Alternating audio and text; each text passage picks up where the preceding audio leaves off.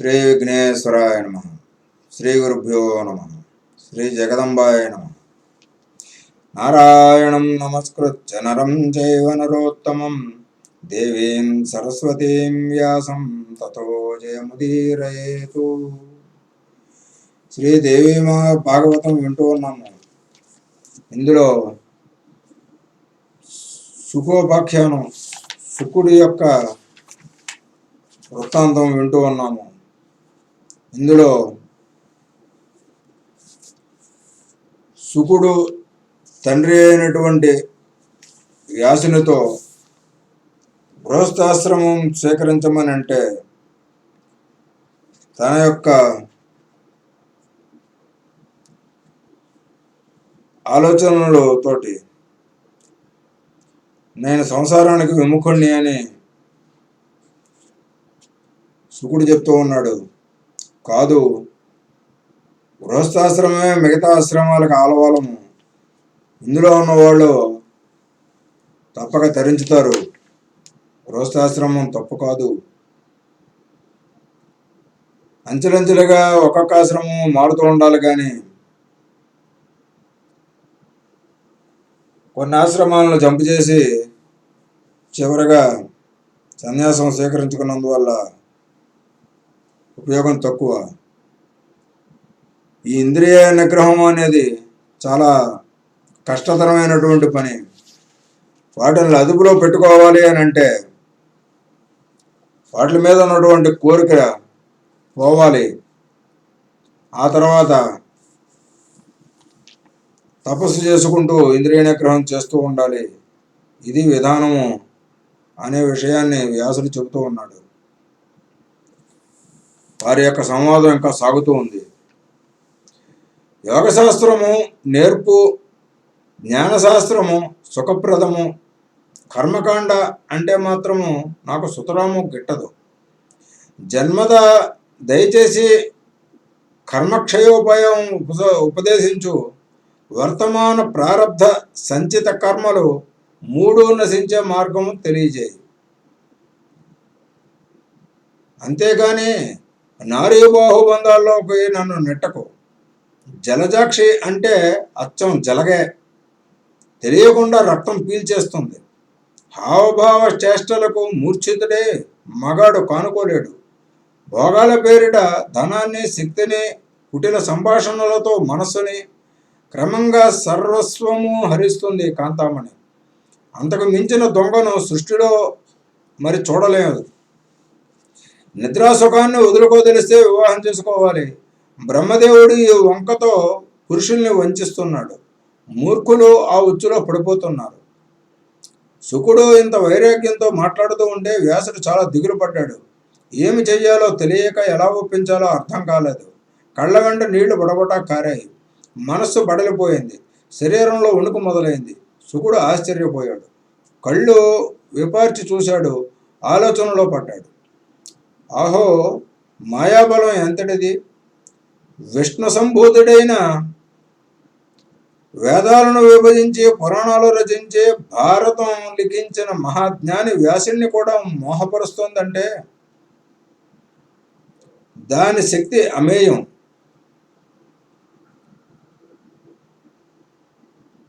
అజేయం. ఇంతకీ ఆ మాయ ఏమిటో అర్థం కావడం లేదు. త్రిమూర్తులనే మోహపరుస్తూ ఉన్న మాయాశక్తిని శరణ వేడతాను. ప్రస్తుతం నా తండ్రి మహాసముద్రంలో నావ పగిలిన బేహారిలా ఉన్నాడు. పామరుడిలా దుఃఖిస్తున్నాడు. నిజానికి ఇతడెవరు? నేనెవరు? ఎలా ఇక్కడికి వచ్చాను? ఈ భ్రాంతి ఏమిటి? పంచభూతాలతో నిర్మితమైన శరీరాలకు పితాపుత్రవాసము అంటే సంబంధము ఏమిటి? పితాపుత్రవాసన ఏమిటి అంటే తండ్రి కొడుకుల బంధం ఏమిటి? మాయావులను కూడా మాయ చేసే మాయ ఇది. వ్యాసుడే ఇలా రోధిస్తున్నాడంటే దీనికి తిరుగులేదన్నమాట. ఇలా ఒక నిశ్చయానికి వచ్చిన శుకుడు మనసులో ఒక్కసారి మాయాదేవిని స్మరించాడు.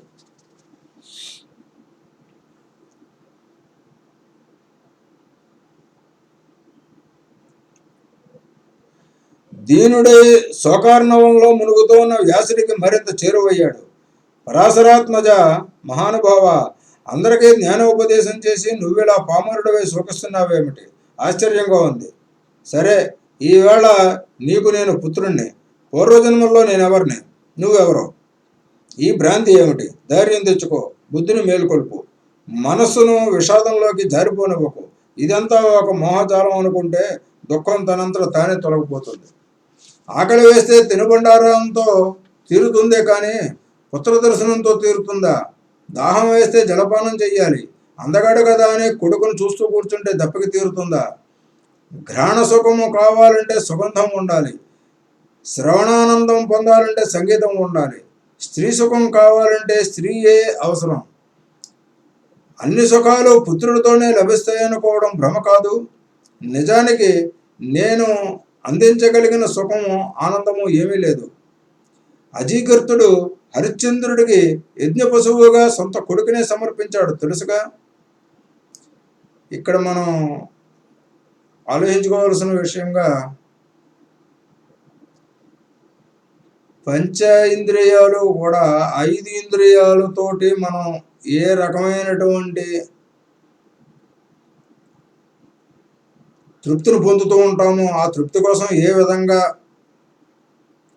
మనం జీవిస్తూ ఉంటాము అనే విషయాన్ని ఇలాగ చెప్పాడు. ఒకదానిటి మరొకటి తీరదు అనేటటువంటి విషయాన్ని స్పష్టం చేస్తూ చాలా తెలివిగా మాట్లాడుతూ ఉన్నాడు శుకుడు. సుఖపడాలి అనే లోభమే నీకు ఉంటే పుష్కలంగా ధనం సంపాదించు. సర్వసుఖాలకు సాధనం ధనమే. కొడుకు చేసేది ఏమీ లేదు. నువ్వు దైవజ్ఞుడివి, మహామతివి. నన్ను ప్రబోధించు. నాకున్న గర్భవాస భయం తొలగించు. సంసార వాసన జలంలో బద్ధుడనయ్యాను అనే ఆలోచన నన్ను విడిచిపెట్టడం లేదు. ఈ బుద్ధిని మరల్చు. ఇది వృద్ధగామిని, నీ వంటి వారు చెబితే వింటుంది. వ్యాసుడు రవ్వంత తేరుకున్నాడు. సన్యాసం వైపు మొగ్గు చూపుతున్న తన తనయుణ్ణి పరిశీలనగా చూశాడు. మెల్లిగా బదులు పలికాడు. అరణ్యగర్భ సంభవ, నేను దేవి భాగవతం రచించాను. అది ఒకసారి చూడు. పెద్ద గ్రంథమేమీ కాదు, కేవలం 12 స్కందాలు. కానీ అన్ని పురాణాలకు అది తలమానికం. దాన్ని వింటే చాలు సద్వివేకం కలుగుతుంది. వటపత్రం మీద పసిపాలుడే పడుకున్న విష్ణుమూర్తికి నన్ను ఎవరు ఇలా చేశారు, ఎందుకు చేశారు, దేనితో చేశారు అనే సందేహాలు వచ్చాయి. వీటిని ఎవరు తీరుస్తారా అని ఎదురు చూస్తూ ఉండగా జగజ్జనని ఆదిపరాశక్తి శ్లోకంలో సగభాగంతో సమాధానం చెప్పింది. ఇదంతా నేనే, నాకన్నా సనాతనం లేదు అంది. ఈ మాట ఇంతకు ముందు విన్నదే విష్ణుమూర్తి మనసుకు తెలుసు. అయితే ఇప్పుడు ఈ సత్యవాకును ఎవరు పలికారు గ్రహించలేకపోయాడు. వక్త ఎవరు? స్త్రీయా, పురుషుడా, నపుంసకుడా అనే ఆలోచనలో పడ్డాడు. అదే వాక్యాన్ని మళ్ళీ మళ్ళీ మననం చేసుకున్నాడు వటభద్రసాయి. అప్పుడు మహాదేవి శాంత స్వరూపంతో ప్రత్యక్షమయ్యింది. 4 చేతులలో శంఖ, చక్ర, గద, పద్మాలు వహించి, దివ్యాంబరాలు, దివ్య భూషణాలు ధరించి మందహాసం చిందిస్తూ మహాలక్ష్మి చిన్నారి విష్ణుమూర్తికి కనువిందు చేసింది. ఆమె చుట్టూ ఆమె అంశతో ఆమెలాగే ఉన్న చిలికెత్తులు ఉన్నారు. రతి, భూతి, బుద్ధి, మతి, కీర్తి, స్మృతి, ధృతి, శ్రద్ధ, మేధ, స్వధ, స్వాహ, క్షుధ, నిద్ర, దయ, గతి, తుష్టి, పుష్టి, క్షమ, లజ్జ, జృంభ, తంద్రాశక్తులు విడివిడిగా ఆమెను పరివేష్టించి ఉన్నారు. అందరూ ఆయుధాలు ధరించారు. సువర్ణభూషణాలు దగదగలాడుతూ ఉన్నాయి. మెడలో ముత్యాల దండలు, మందార మాలికలు ప్రకాశిస్తూ ఉన్నాయి. బాలకుందుడు అందరినీ చూచాడు, ఆశ్చర్యపోయాడు. వీరంతా ఎవరు? ఎక్కడి నుంచి వచ్చారు? నేను ఈ వటపత్రం మీదకి ఎలా వచ్చాను? ఎవరు తెచ్చారు? శిశువును చేసింది ఎవరు? అసలు ఈ మర్రి ఆకు ఎక్కడి నుంచి వచ్చింది? ఈవిడ నా జననియా, లేదియా, మరేదైనా మాయా? ఇప్పుడు దర్శనం ఎందుకు ఇచ్చినట్టు? నేను ఇక్కడ ఉండవచ్చునా? ఎటైనా వైదొలగాల? ఏమి మాట్లాడాలి? బాలుణ్ణి కనుక మౌనంగా ఉండిపోనా? సందేహాలు ముసురుకున్నాయి. మహాదేవి గమనించింది. సన్నగా నవ్వుతూ పలకరించింది. విష్ణు, ఏమిటలా విస్తుపోతున్నావు? ఇది ప్రతి ప్రళయంలోనూ జరిగేదే. కాకపోతే మహాశక్తి మహిమ వల్ల నన్ను మరిచిపోతూ ఉంటావు. ఆ పరాశక్తి నిర్గుణ, అంటే నిరాకార స్వరూపం. నువ్వు నేను సాకారులం. నేను సాత్విక శక్తిని, గుర్తు తెచ్చుకో. నీ నాభికమలం నుంచి ప్రజాపతి బ్రహ్మ జన్మిస్తాడు. తపస్సు చేసి రాజశక్తిని పొందుతాడు. రక్తవర్ణంతో ముల్లోకాలను సృష్టిస్తాడు. నువ్వు వాటిని రక్షిస్తావు. కోపించిన ప్రజాపతి నొసటి నుండి రుద్రుడు ఉద్భవిస్తాడు. తామస శక్తి యుక్తుడే కల్పాంతంలో జగత్సంహారం చేస్తాడు. అందుకని నేను నీ దగ్గరికి వచ్చాను. గుర్తించు, నీ సాత్విక శక్తిని, లక్ష్మిని. నీ వక్షస్థలం మీద నిత్యానపాయినిగా నివసిస్తాను. మధుసూదన, స్వీకరించు అంది. శౌరి సంతోషించాడు. కానీ దేవి ఒక సందేహం. ఇందాక స్ఫుటాక్షరంగా ఒక శ్లోకార్థ భాగం వినిపించింది. అది రహస్యం, అది పరమం, అది శివం. ఆ వాక్యాన్ని ఉచ్చరించింది ఎవరు? దరిద్రుడికి ధనస్పృహలాగా నేను దాన్నే స్మరిస్తూ ఉన్నాను. ఉచ్చరించింది ఎవరో నీకు తెలిస్తే చెప్పు అని అడిగాడు. మహాలక్ష్మి నవ్వుతూ ఇలా సమాధానం చెప్పింది. పుండరీకాక్ష, అది ఉచ్చరించింది ఆదిపరాశక్తి. నువ్వు సాకారకంగా ఉన్న నన్ను ఎరుగుదువు, నిరాకారి అయిన పరాశక్తిని ఎరగవు. అందుకని పరమగుహ్యమైన మహావాక్యాన్ని నీ మీద ప్రేమతో, నీ కోసం, నీ హితం కోరి పరాశక్తి స్వయంగా ఉచ్చరించింది. అది వేదసారం, సూక్ష్మ రూపంలో దేవి భాగవతం. సకల స్వభావహం, సర్వశాస్త్రసారం, మహావిద్యా ప్రకాశం. దానికన్నా తెలుసుకోగలిగింది ముల్లోకాలలోనూ లేదు. నువ్వు మహాదేవికి ఇష్టడు కనుక నీకు ఉపదేశించింది. మరిచిపోక ఎప్పుడు మననం చేసుకుంటూ ఉండు. సుపుత్ర, సుఖ. అప్పటి నుండి చతుర్భుజుడు ఆ మహావాక్యాన్ని మంత్రంలాగా జపిస్తున్నాడు. కొంతకాలానికి నాభికల నుండి చతుర్ముఖుడు జన్మించాడు. అతడికి ఒకప్పుడు రాక్షస భయం వచ్చిపడింది. హరిని శరణు వేడాడు. అతడు యుద్ధం చేసి ఆ రాక్షసులు ముదగైడుబులను ఇద్దరిని సంహరించి మళ్ళీ మునుపటిలాగానే ఆ శ్లోకార్థ భాగాన్ని జపిస్తూ కూర్చున్నాడు. బ్రహ్మకు సందేహం వచ్చింది. ఏమిటి జపిస్తున్నావు? నువ్వే అందరికంటే అధికుడివి కదా అని ప్రశ్నించాడు. విష్ణుమూర్తి త్రిమూర్తులకు మూల కారణమైన పరాశక్తి తత్వాన్ని తెలియజెప్పి ఆవిడ శ్లోకార్థ భాగంలో స్వయంగా ఉపదేశించిన మహావాక్యాన్ని జపిస్తున్నానన్నాడు. ఈ మంత్రమే దేవి భాగవతం. ద్వాపర యుగంలో దీనికి విపులీకరణ గ్రంథరూపంలో జరుగుతుంది. నువ్వు కూడా జపించమని ఉపదేశించాడు. అటు తరువాత బ్రహ్మదేవుడు నారదుడికి ఉపదేశించాడు. నారదుడు నాకు ఉపదేశించాడు. నేను దాన్ని 12 స్కందాల గ్రంథంగా విపులీకరించాను. పుత్రక, వేద సంహితమైన ఈ భాగవత పురాణం అంతా దేవీ చరిత్ర.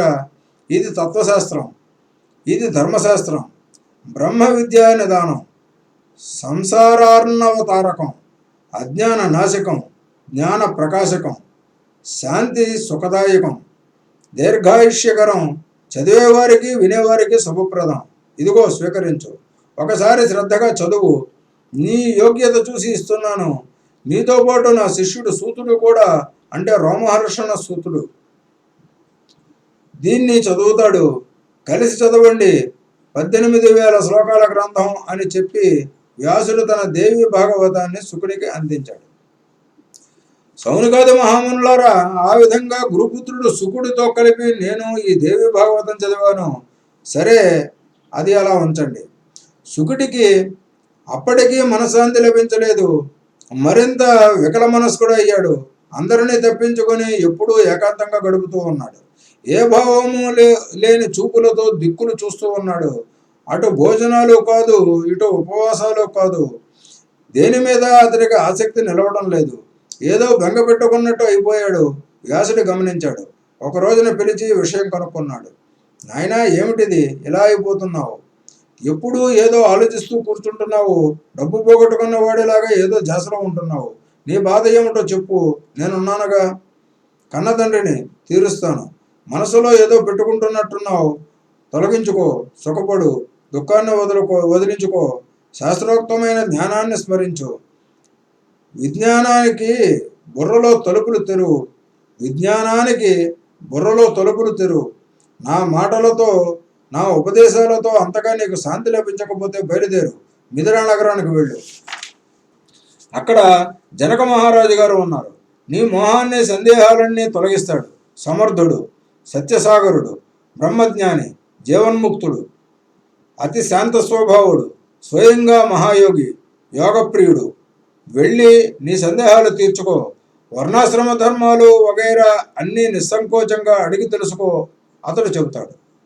వ్యాసుడి మాట పూర్తి అయ్యిందో లేదో తరుము కోతలాగా శుకుడు అందుకున్నాడు. మహాత్మా, నువ్వు చెప్పేది అంత పెద్ద అబద్ధం అనిపిస్తోంది. మిథిలాధిపతి జీవన్ముక్తుడు అంటున్నావు, బ్రహ్మజ్ఞాని అంటున్నావు, మళ్ళీ హాయిగా రాజ్యం ఏలుకుంటున్నాడు అంటున్నావు. ఇది ఎలా కుదురుతుంది? అసంభవం. గొడ్రాలికి కొడుకు పుట్టాడు అన్నట్టుంది. అయినా నువ్వు చెబుతున్నావు కనుక నమ్ముతున్నాను. ఆ విడ్డూరం ఏదో చూసి రావలసిందే. మిథిలకు పెడతాను. సంసారంలో తామరాకు మీద నీటి బొట్టులా ఎలా ఉండగలుగుతున్నాడో తెలుసుకుంటాను. మోక్షం అంటే ఏమిటి? భుక్తం అభుక్తం ఎలా అవుతుంది? కృతం అకృతం ఎలా అవుతుంది? ఇంద్రియాల వ్యవహారాలన్నీ ఎలా వదిలించుకోవాలి? తల్లి, తండ్రి, భార్య, సోదరి, వేశ్య, ఈ భేదాలు ఎలా నశిస్తాయి? వీటి నుండి విడుమర అంటే విముక్తి ఎలాగా? రకరకాల రుచులు, శీతోష్ణాలు, సుఖదుఖాలు, వీటి పరిజ్ఞానము ఎలా కలుగుతోంది? ముక్త లక్షణం ఏమిటి? ముక్తత్వ లక్షణం ఏమిటి? రాజవ్యవహారాలన్నీ చేస్తూ శత్రు మిత్రభావాలకు అతీతంగా ఎలా ఉంటున్నాడు? ఒక దొంగను, ఒక తాపసిని సమానంగా ఎలా చూడగలుగుతున్నాడు? అసమబుద్ధి ఉంటే మరి ముక్తత్వం ఎలాగా? ఇవన్నీ తీర్చుకోవాల్సిన సందేహాలు. జీవన్ముక్తుణ్ణి నేనింతవరకు కని విని ఎరుగను. సంసారంలో ఉండగా ముక్తుడిగా గడపటం ఇప్పటికీ నాకు అనుమానమే. కుతూహలం పెరుగుతోంది. కనీసం ఈ సందేహ నివృత్తి కోసమైనా మిథిలకు పెడతాను. సుఖమహర్షి మిథిలా యాత్ర. సౌనకాది మహామునులారా, ప్రయాణానికి నిశ్చయించుకుని శుకుడు తండ్రి పాదాలకు సాగిలపడ్డాడు. లేచి దోయిరించి నిలబడ్డాడు. మహానుభావ, అనుమతించు. నీ మాట నాకు శిరోధార్యము. జనకుడు పాలించే విదేహ దేశానికి వెడుతున్నాను. దండం లేకుండా అంటే శిక్షలు, రాజ్యం ఎలా ఏలుతున్నాడో, దండనలు లేకుండా లోకులు ధర్మ మార్గంలో ఎలా నడుస్తున్నారో నా తల్లి గుడ్రాలు అన్నంత విచిత్రంగా ఉంది ఈ వ్యవహారం. వెళ్ళి చూసి రావాల్సిందే. బయలుదేరుతున్నాను, అనుమతించు అని అభ్యర్థించాడు. ఆ నిస్పృహుణ్ణి, ఆ జ్ఞానిని వ్యాసుడు గట్టిగా కౌగిలించుకున్నాడు. పుత్రకా, బయలుదేరు, నీకు శుభమగుగాక, దీర్ఘాయుష్యమస్తు. కానీ నాకొక మాట ఇచ్చి మరీ బయలుదేరు. నువ్వు తిరిగి ఇక్కడికే, నా ఆశ్రమానికే రావాలి, మరెక్కడికి వెళ్ళకూడదు. నిన్ను చూస్తూ నేను సుఖంగా బతకాలి. నువ్వే నా పంచప్రాణాలను. కనబడకపోతే బతకలేను సుమా. జనకుణ్ణి దర్శించి సందేహాలన్నీ తీర్చుకొని సుఖంగా తిరిగి వచ్చి అధ్యయన తత్పరుడివే నా కళ్ళ ముందు హాయిగా కాలక్షేపం చెయ్యి. శుకుడు మరోసారి పాదాభివందనం చేసి ప్రదక్షిణ చేసి విల్లు విడిచిన బాణంలాగా మిథిల వైపు దూసుకుపోయాడు. దేశాలను చూస్తూ, రకరకాల ధర్మాలను, మనుషులను గమనిస్తూ, చెట్టు చేమ తిలకిస్తూ, తాపస, యాజక, యోగి, వానప్రస్థులను దర్శిస్తూ, అడవులు దాటి, నదులు దాటి, పుణ్యక్షేత్రాలను సేవించి, శైవ, పాశుపత, సౌర, శాక్త, వైష్ణవ సాంప్రదాయాలను గురించి 2 ఏళ్లకు మేరువును దాటి, ఏడాదికి హిమాచలం దాటి మిథిలకు చేరుకున్నాడు. అక్కడి ప్రజల జీవన విధానానికి ఆశ్చర్యపోయాడు. అందరూ ధనవంతులే, సదాచార సంపన్నులే, సుఖమయంగా ధార్మికంగా జీవనం సాగిస్తున్నారు. అలా సంచరిస్తూ ఉంటే ఒక నగర ద్వారం దగ్గర ద్వారపాలకుడు అటకాయించాడు. ఎవరు నువ్వు? నీకు పనేమిటి? ప్రశ్నించాడు. శుకుడు నివ్వెరపోయి నిలబడ్డాడు. స్థాణువులో నిలబడ్డాడు. విరగబడి నవ్వుతున్నాడే తప్ప పలుకు ఉలుకు లేదు. దౌవారికుడికి ఏమీ అర్థం కాలేదు. ఇప్పుడులా చెప్పు, మాట్లాడవేం మగవాడిగా? ఏం పని మీద ఇటు వచ్చావు? ఉలుకు పలుకు లేకపోతే పని జరగదు. రాజాజ్ఞ లేకుండా ఈ నగరంలోకి పరులెవ్వరూ ప్రవేశించకూడదు. కుల శీలాలు ఎటువంటివో తెలియని వ్యక్తికి అసలు ప్రవేశం లేదు. నీ తేజస్సు చూస్తూ ఉంటే వేదవేత్తవులాగా బ్రాహ్మణులాగా కనబడుతున్నావు. నీ ఊరు పేరు బొగట్ట అంతా చెప్పి ఏ పని మీద వచ్చావో తెలిపి అప్పుడు నీ ఇష్టం హాయిగా సంచరించు. దౌవారిక, నేను వచ్చిన పని నీ మాటలతోనే అయిపోయింది. మిథిలా నగరం చూడడానికి ప్రవేశం దుర్లభం అనేది తేలిపోయింది. మూర్ఖుణ్ణి, ఎంత మోహపడి వచ్చాను. 2 సంవత్సరాలు దాటి 2 పర్వతాలు దాటి వచ్చాను. 3 ఏళ్ళు నడిచి నడిచి వచ్చాను. నా కన్న తండ్రే నన్ను మోసగించాడు. ఎవరిని అనుకుని ఏమి లాభం? లేదా ఇదొక కర్మఫలం అనుభవించాను. సాధారణంగా ధనాశ ఉన్నవాళ్ళు ఇలా రాజదర్శనాల కోసం తిరుగుతూ ఉంటారు. కానీ నాకు అలాంటి ఆశ ఏదీ లేదు. కేవలం భ్రమపడి వచ్చాను. ఆశలు లేనివాడికి అంతా సుఖమే. అయినా మోహసాగరంలో మునిగాను. ఎక్కడి మేరువు, ఎక్కడి మిథిల. కాలినడకన వచ్చానా? ఇంతకీ ఫలితం ఏమిటి? విధి వంచితుణ్ణి. ప్రారంభం అనుభవించక తప్పుతుందా? మన ప్రయత్నాలన్నీ దాన్ని బట్టే సాగుతాయి. మిథిల మిథిల అంటూ ఎగురుకుంటూ వచ్చాను. ఇక్కడ ఒక తీర్థమా, ఒక వేదమా? విదేహుడు రాజు.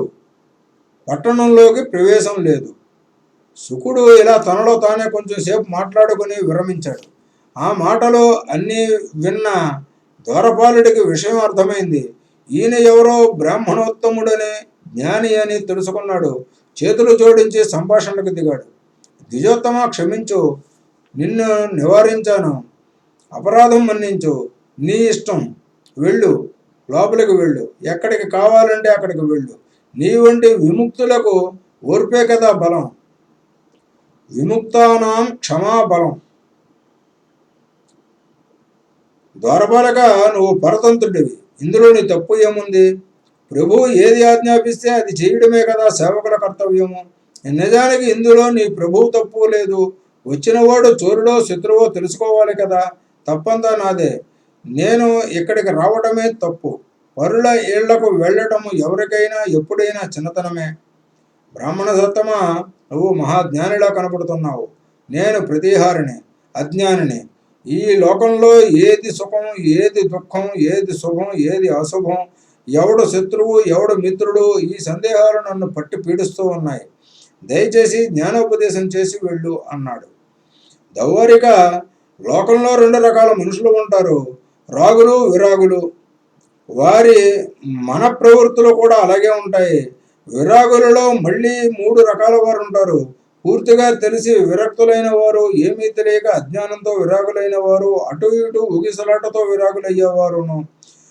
రక్తులు 2 రకాలే, మూర్ఖులు, చతురులును. ఈ చతురుల చాతుర్యము శాస్త్రజన్యము, బుద్ధిజన్యము అని 2 విధాలుగా ఉంటుంది. శాస్త్రజన్యము అంటే మతి, అంటే బుద్ధికి మతికి చిన్న తేడా. మతి యుక్తము, అయుక్తము అని 2 రకాలు. ప్రవర్య, నువ్వేదో చెబుతున్నావు, నాకేమీ అర్థం కావడం లేదు. కొంచెం విపులీకరించి అర్థమయ్యేటట్టు చెప్పు. ప్రతిహారి, సంసారం పట్ల ఎవడికి అనురక్తి ఉంటుందో అతడిని రాగి అంటారు. అతడికి సుఖదుఖాలు కూడా పలు విధాలు. ధనం సంపాదించగలిగితే భార్యాపుత్రులు, జయాలు, సన్మానాలు, ఇవన్నీ సుఖాలే. ఆ ధనమే సంపాదించలేకపోతే ఇవన్నీ దుఃఖాలే. ప్రతి క్షణము అశాంతి. అంచేత అతడికి సుఖ సంపాదకమైన ధనార్జనమే కర్తవ్యము. అతడికి సుఖాలకు ఎవడు అడ్డు వస్తే వాడల్లా అతడికి శత్రువే. ఎవడు సహకరిస్తే వాడల్లా మిత్రుడే. చతురుడైన రాగి ఎప్పుడూ దేనికి మోహపడడు. మూర్ఖుడైన రాగి అన్నింటికీ మోహపడతాడు. అది తేడా. ఇక విరక్తులున్నారే, వారికి ఏకాంతమే సుఖము. వేదాంత చింతన, ఆత్మానుచింతనలు వారికి కర్తవ్యాలు. సంసార ప్రసక్తి వారికి దుఃఖహేతువు. సంసార ప్రసక్తి వారికి దుఃఖహేతువు. కామ క్రోధ ప్రమాదులు అనేవి అనేకం శత్రువులు. సంతోషం ఒక్కటే వారికి మిత్రుడు. ఈ సంభాషణతో ప్రతిహారి సంబరపడ్డాడు. శుకుణ్ణి జ్ఞానిగా గుర్తించాడు. లోపలి కక్షలోకి ప్రవేశపెట్టాడు. అది అతి విశాలంగా, అతి మనోహరంగా ఉంది. నగర సౌందర్యం కనువిందు చేస్తోంది. రకరకాల విపణి వీధులు అంటే బజారులు, క్రయ విక్రయాలు జోరుగా సాగుతూ ఉన్నాయి. కోలాహలంగా ఉంది. ఎటు చూసినా జనసమ్మర్దం.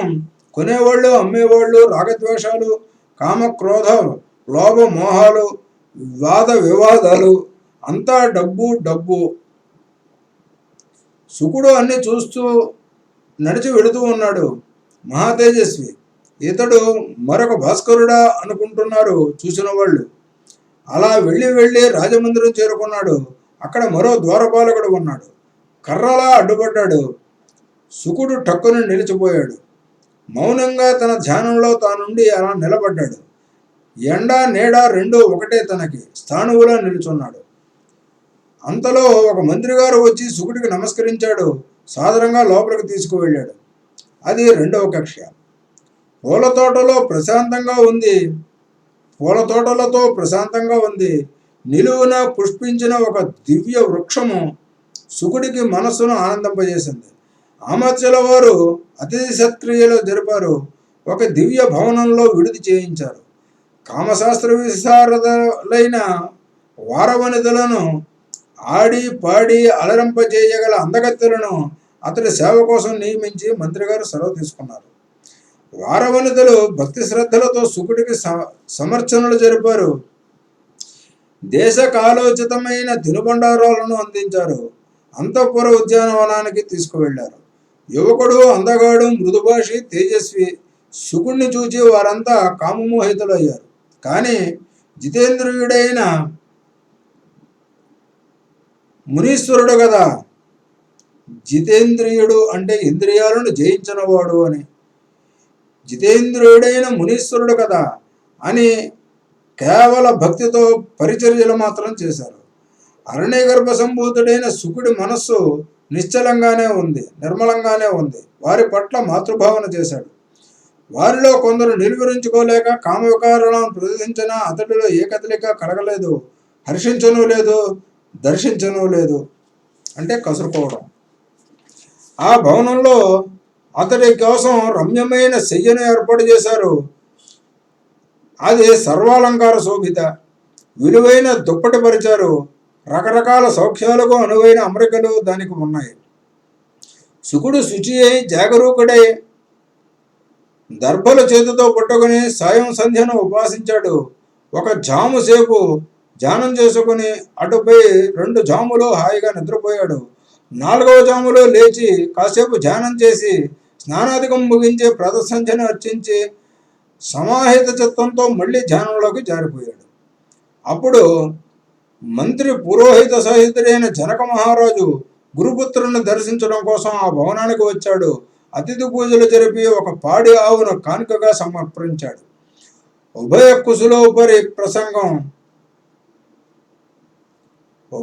కుశల ప్రసంగోపరి అయి శుకుడితోటి జనక మహారాజు మాట్లాడుతూ ఉన్నాడు. వచ్చే భాగంలో విందాము. స్వస్తి. శ్రీ జగదంబార్పణమస్తు.